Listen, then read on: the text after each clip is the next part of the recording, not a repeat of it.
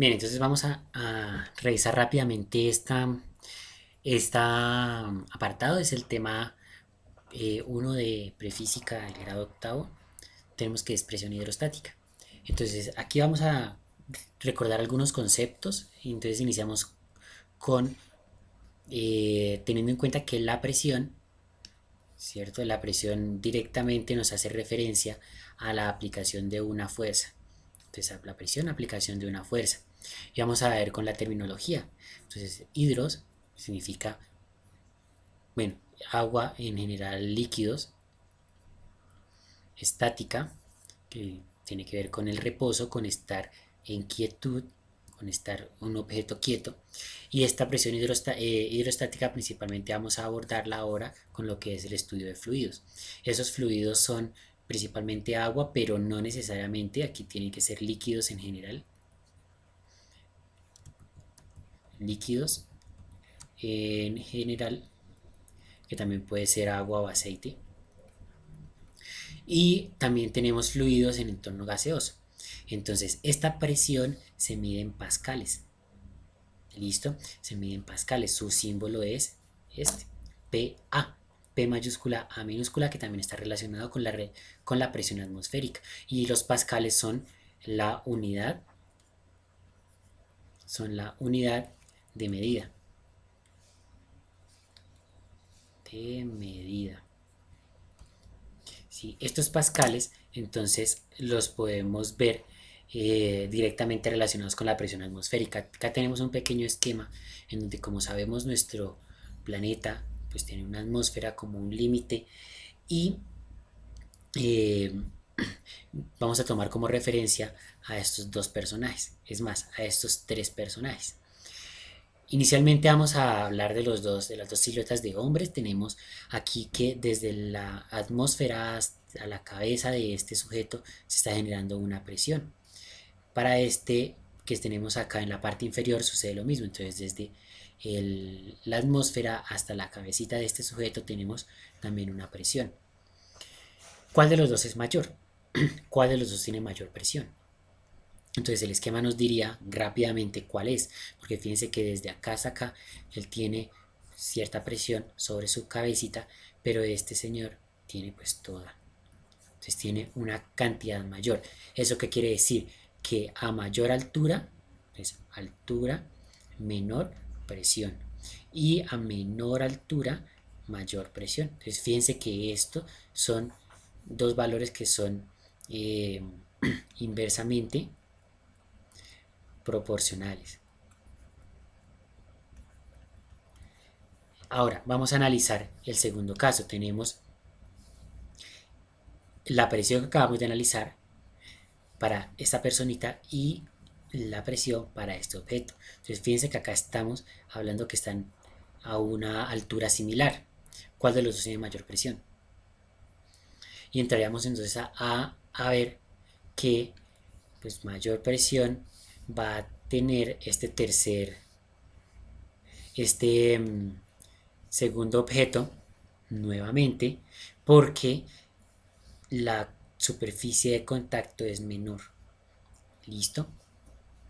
Entonces, eso nos da a entender que a mayor superficie de contacto, menor va a ser la presión que se genera. Acá entonces teníamos presión.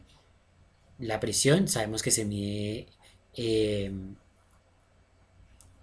como unidades de fuerza entre unidades de superficie. La fuerza medida en Newton,